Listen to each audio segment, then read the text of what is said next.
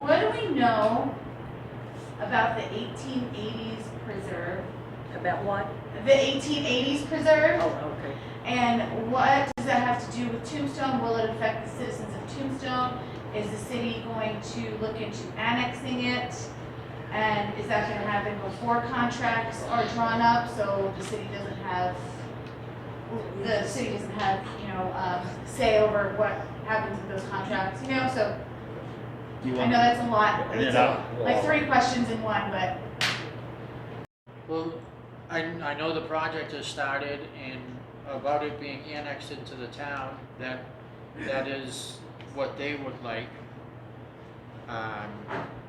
We haven't talked about it because it hasn't gotten far enough along for them to allow us to do or take that vote, if you will. We are in the middle of applying for annexation now. It's in about the 3rd, 4th stage, and it's in the area from where city limits ends to the airport and then to the east of that. So we are looking to annex, and eventually that will be completed. 1881 Preserve is part of that plan. They want to be connected to the city. So it's a very big plan. It's a long-term plan, and annexation is just one of the many steps to do that. So do you know if that annexation is going to occur? Because when they plan these neighborhoods, is that going to include commercial property? And do you know if that annexation will be complete before contracts for those, if there are any commercial properties involved in that development? In their master plan, there are some commercial, some residential, some agricultural, and even an RV park. So it's a huge plan, and it's in stages. And this lady mentioned about planning. They've got all the planning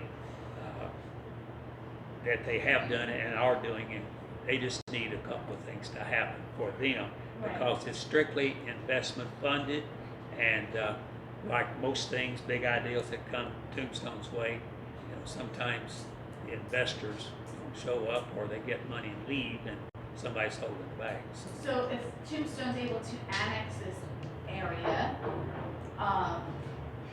will they have a say? Will the city, people in the city have a say in, what kind of things go in there? The people on annexation, the people that live in the area get to vote to be annexed in or not. The city itself, residents will not be voting. Right, but once they're a part of the city, does the city not? So would the lines now be drawn that far? So Ward 4 would be even bigger. Well, technically, it's on Ward 4's side. Okay. So it's very important that redistricting down the road happens, because should the 81 Reserve take off, because annexation will happen. We have annexed before out to the north and to the northwest. So it will happen. It will take time. Okay. So this whole thing's enabled left you getting an endless supply of wine, beautiful wine. But it takes a lot of study too. Oh, yeah. It does. Yeah. Yes. Yeah, I'm going to say something on this, because there's a few of us in this room that are on planning and zoning. And this is maybe. Well, that's part of the reasons I'm here, is that who serves in the planning and zoning? There's a few of us. Let him You Yes, do? I Thank do. you, I've got to talk to you. Okay, anyway, on this project that has just been being discussed, this is going to take a while, okay?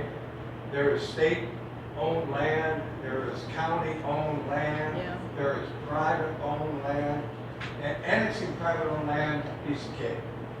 County takes a little bit longer. State could take a year, could take another 2 years. We don't know. It's a long process. Now, let me give you an example. It won't change redistricting though. No, it's different subjects. Annexation is different than redistricting. We're just talking annexation. The main reason to annex that property is to take that airport and put it in the city limits. Once that happens, then there are federal funds that are available to this town that you wouldn't believe. But anyway, this process, let me give you an example. Some of you have heard about the project in Benson, 20,000 homes or whatever. It's been going on for 20 years. 28,000 homes. Okay, whatever that number is. And it's been going on for 20 years. They're never gonna be done. Never gonna happen. Never gonna It happen. doesn't matter. I'm not worried about, your opinion, anybody's opinion. Whatever this development is, it takes time. Whether it works or it doesn't work, it takes time. The state And of Arizona, all you can the state is do, very guarded, the state land transfer. And what Bruce is saying is absolutely right. This is not an overnight. it takes time. There are things in the process, and there's no point talking about them. We're limited Because it'll to create so Benson many Incorporated damn out rumors to in Loves. this Yeah, I town. think Benson you're right. I think Incorporated out to you're right. Loves and So everything announced when they that saw it people coming were in. talking about it. So that makes And sense. I'm We gonna have to give be you a good concerned about example. water. Earlier, Lefty mentioned something that some people out there in the boonies would call him, and they're not in the city. Okay, they're in the county. Now, that area, 2-3 years ago, there was a question, would you like annexation? Would you like to be a part of the city? Oh, no, no. You'll raise our taxes. They want the services, they don't want to pay for it. Those people, with all the paperwork that came in, decided they did not want to be in the Yes. city. So, that was the end of it. Yeah, yeah. So, there you go. So Ma'am, what part does the city have in planning with that community? Because my thoughts are, if, we don't know how long that will take, but from what I understand, there's a golf course involved. A golf course requires water. How is that gonna affect your responsibility to your residents here for our water supply? How well, will that affect the residents here for traffic up and down Fremont? How will that affect our emergency services? And how will that affect, with the fire and both the police? So, I'm not against growth, but if we don't know how long it's gonna take, because yes, we're dealing with bureaucracies in government, are you working on a plan to address those needs before we get tapped out of water? yes, ma'am. And then we've got crime. The city is working very close with them, and in the master plan, and as Bruce mentioned earlier, some of these plans, it takes 10, 15, 20, even if it's all approved, it takes 10, 15, 20-year build out, because it's built in stages. And one of those stages includes a new firehouse out there.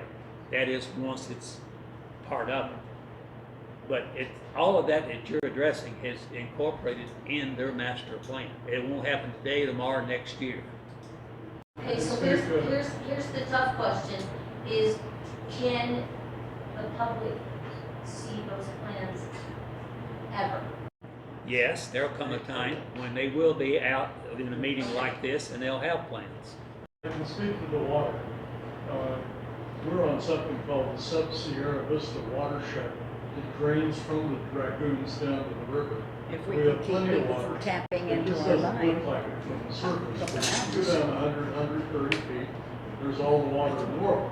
That isn't, you wouldn't be thinking about the congestion on the highway, and that's a whole other thing. But the water is not a problem. Also, in the works for numerous years is a bypass from 80 to over here. So that's also in the planning stage, and that's the state project.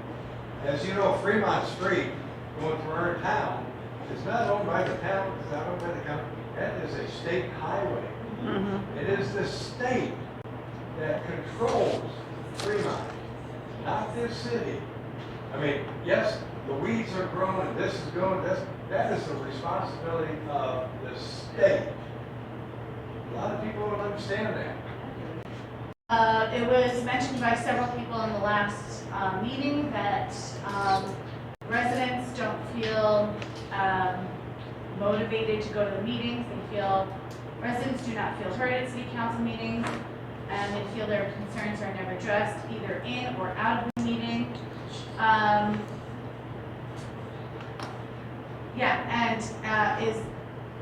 Can you commit to reaching out more to your people in your area, or at least getting people their information at these meetings, right? When you go to the open call, you go to the call to the public. We realize there are open meeting laws that you can't interact with the people that are up there, but then they say what they have to say, and then they never hear from anybody. They're like, okay, well, I told you my concern, and I don't have time to go to City Hall and talk to anybody because I work during the day. Not me personally, but this is what other people have said because I have plenty of time. So, you know, they feel forgotten, and so that's why they don't attend the meetings. How do you respond to that? Anyway. I feel like if they're interested and concerned enough, they'll make the time to go and see what's going on. I know before I ran again this term, I went to the council meeting for over 6 months because I wanted to see what the council was doing now. Okay. Anybody else? In Ward 4, I get a lot of calls about, in fact, like the lady was saying about vehicles on properties and things like that. And you know, I do what I can to take care of them. And like we've all said, it's an effort of all of us, not just the 4 of us, but Public Works, City Hall, to get all this done.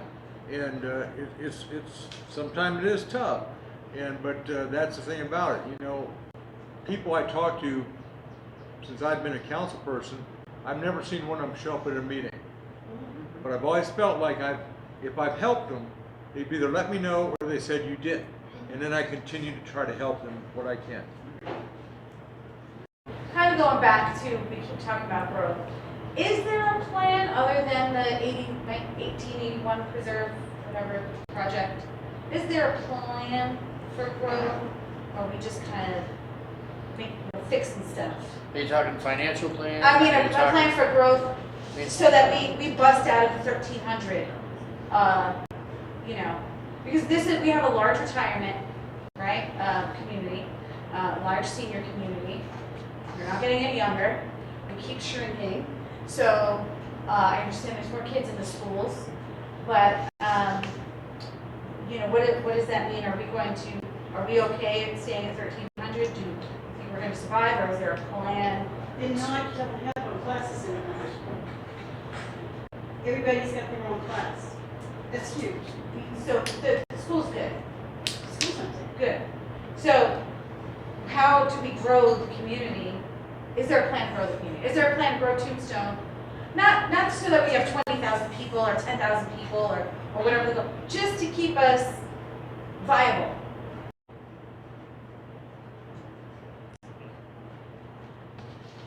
There is a plan, and if growth occurs in Tombstone, it will happen in South 80, south of town, out toward the airport in that direction.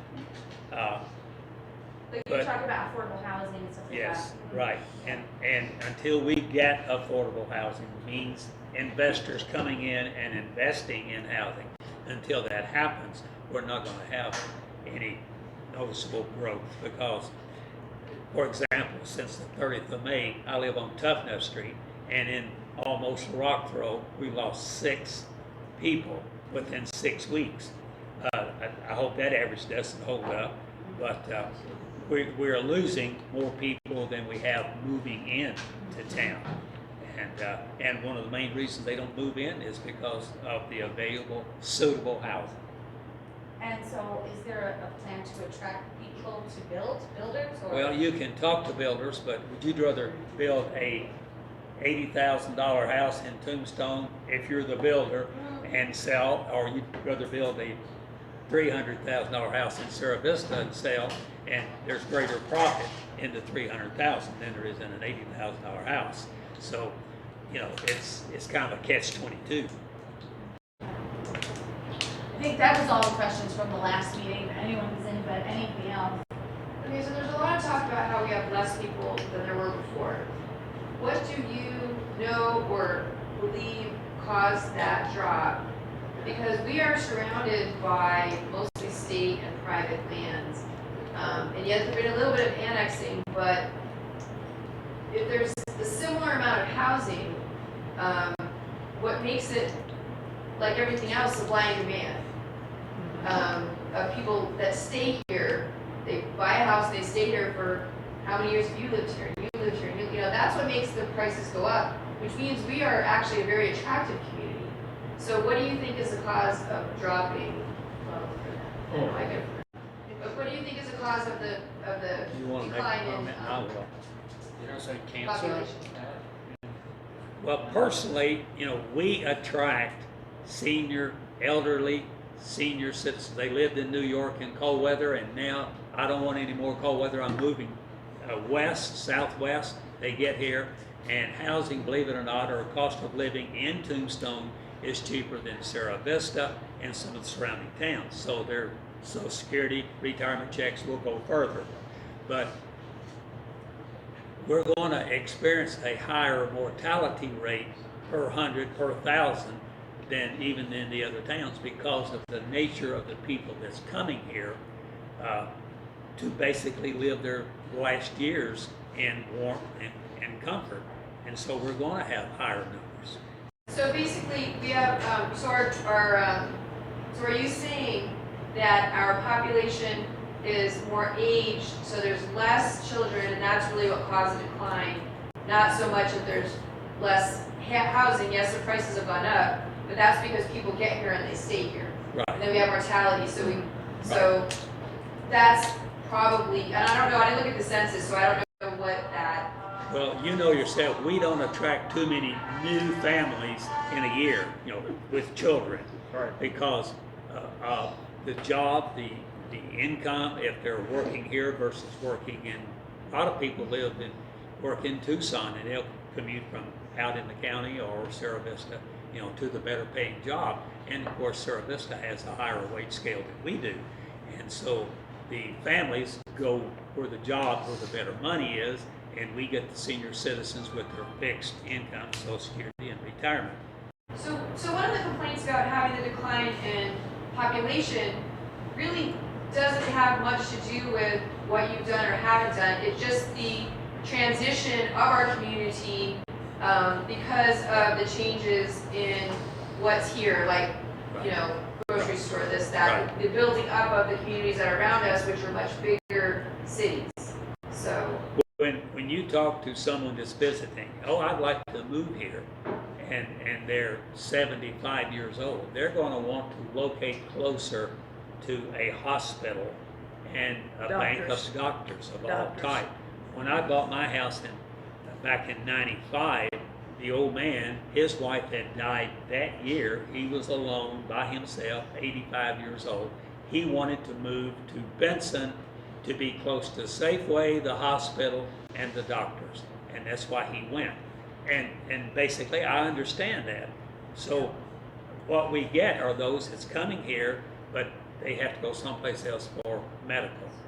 So, all right, so our demographics are simple. The baby boom's aging out and passing on.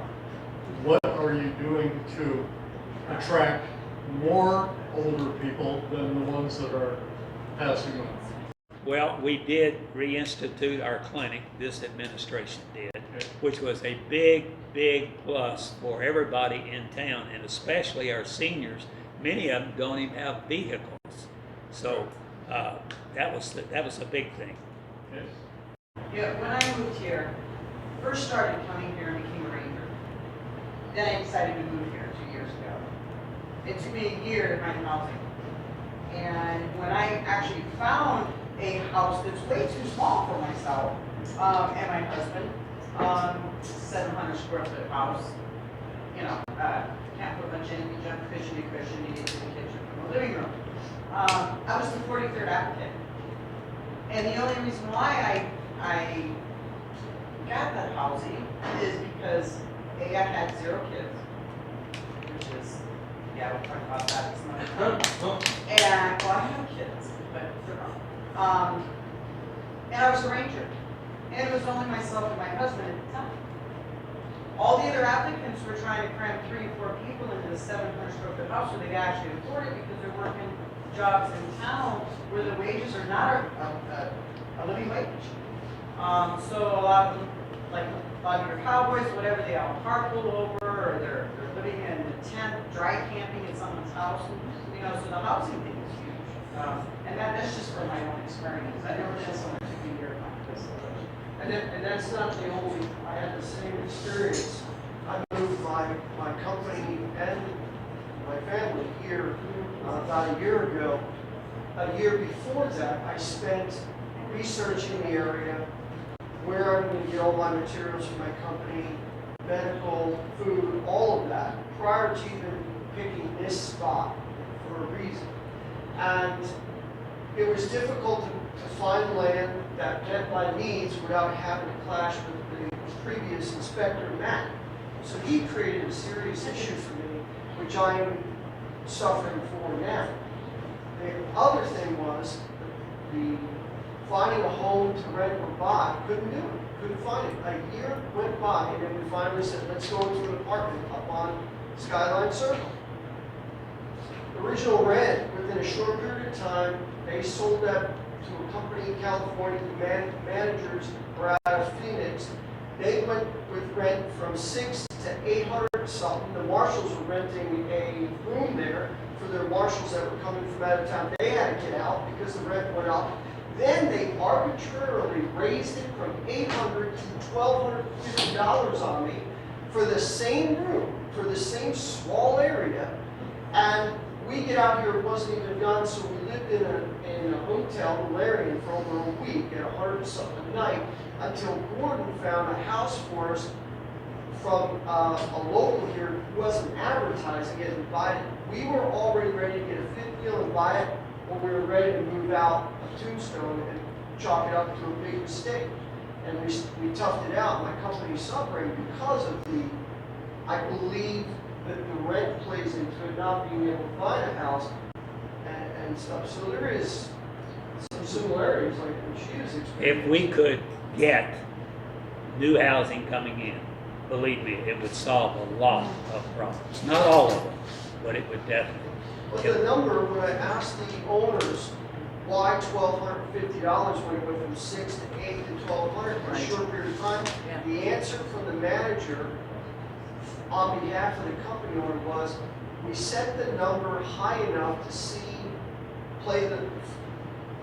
feel the waters, and if we don't get a bite, we'll then start lowering it from there. It's a total arbitrary number. It's what the market will bear. Yes. If you have to have a place and it's $1,200 a month and you have no other recourse, you may go without food or some of your medicine, but you'll come up with the $1,200. And rents, whether it's an RV park or a house or a mobile home, everywhere rents have gone up. Sometimes doubled 2.5 times. And probably until things cool down, they may even get worse. All right, so we're gonna have to wrap this up pretty soon here. So I'm just gonna ask two more questions. I think Margie had something back there. So my question is, if we need affordable housing, why aren't we getting affordable housing? Because you don't have investors wants to come in and invest money in Tombstone. That's why. Have we talked about, I just lost it. Habitat for Humanity. Have we talked about, and I say we because we are in it together. That was just the tip of, right off the top of my head. How about, I don't know, just some kind of a faith-based organization maybe. There are organizations out there, and most of them are funded by the federal government under HUD or some organization. That's what Yeah. And, but you gotta have people that, if 1,300 people and versus a 5,000 community or a 30,000 community, where do you think that money's gonna go? It's gonna go where the voters are. Do you have a good grant writer for the city? Beg your pardon? Do we have a good grant writer for the city? Well, I'm just wondering, I mean, a good I grant mean, writer. we get a lot of grants, so somebody's doing a good job, somebody's writing. All right, and- for a small town, we do get grants, believe it or not. And sometimes, and as I mentioned in our new budget, we've allocated $2 million for grants, which means we're still only gonna have, without the grants, $4 million to pay our operating expenses. So it doesn't leave any money on the table for other things. And that's one of the crunches that the average citizen of Tombstone does not understand. It costs you to operate your home, it costs you to operate your business, it costs the people of this town to live in this town, it costs the city to stretch that money to try to cover all of the needs, not wants, but needs. Would you consider rent control? Pardon? Would you consider rent control a cap on like this building? I know the one you're talking about, that landlord, vicious. Would you consider, is it possible to have a rent control? No, without not it turning for into a us it mess? isn't, because you would get, you know, Or does it just turn into a mess down there? yes. Yeah, it was to the point where I didn't care about the $1,250. I spent a year trying to find a place, and everything that I planned was based on this, Yes. the city of Tombstone, even rebranding part of the company. And I took a gamble, but I'm sticking it out. But, you know, I don't know where I would be if Gordon didn't find that building. Sure. And I'm also thinking of Mikey House, who got kicked out of the basement there when the plumbing failed, buried him in crap, and the landlord wouldn't do anything about it. Does the city have recourse here to help people? It usually has to go to sometimes the county health department, it has to go to a higher level, John. I think the last question is, what have you learned about your community today from these questions? I think we've heard these same questions over the years. Some of them have been resolved, some has been partially resolved, but we're going to always have those kind of evolving questions and problems. I agree with Bill there, and I also, sometimes we may resolve what people have asked us to do, but again, we may resolve it, but then they'll find something else that tips it over enough that we have to try to work at it again. Is anybody else? We're good? All right, I think we're good. Thank you guys so much for coming.